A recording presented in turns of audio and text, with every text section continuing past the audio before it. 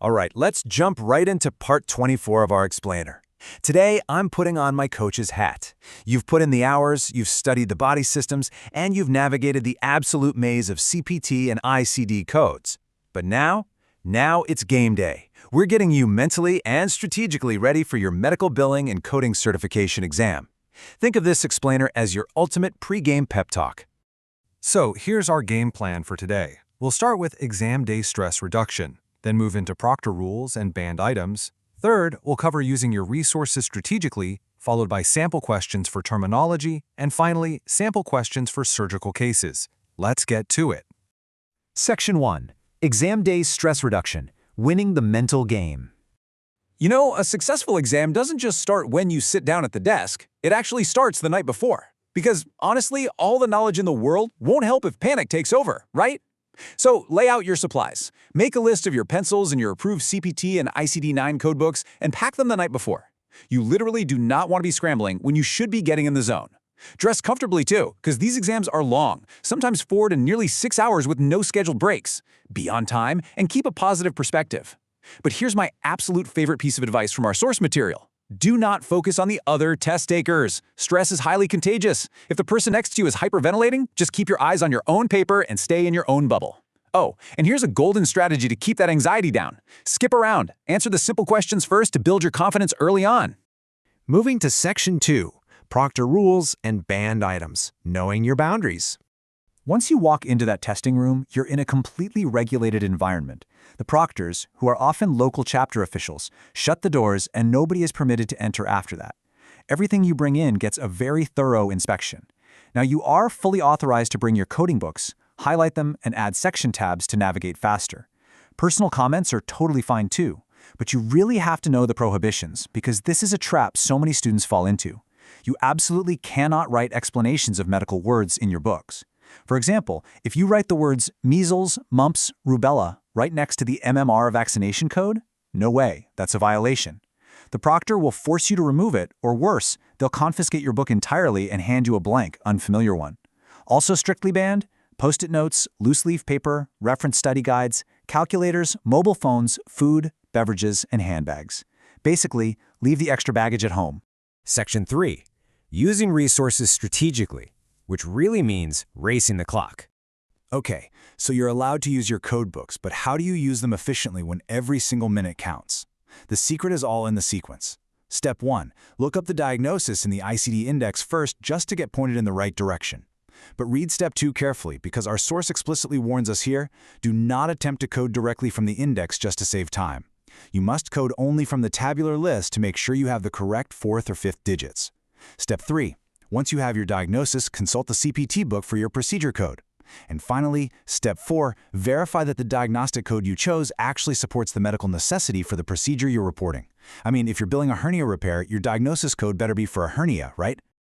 Section 4. Sample questions on terminology and anatomy. Testing your foundation.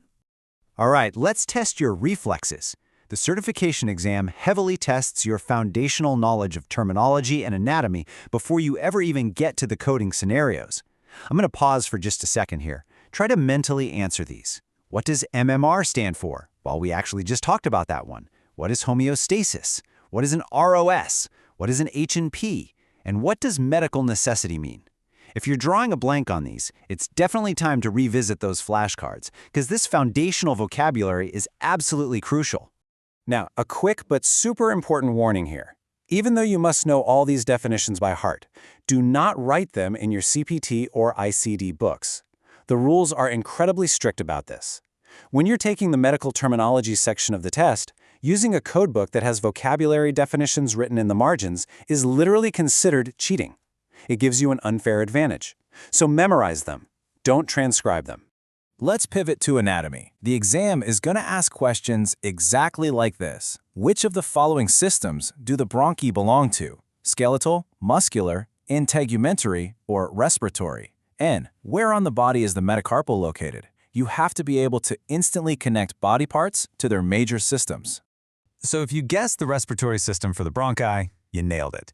As our text defines it, the respiratory system exchanges gases to deliver oxygen, and the bronchi are the primary passageways leading right from the trachea down into the lungs.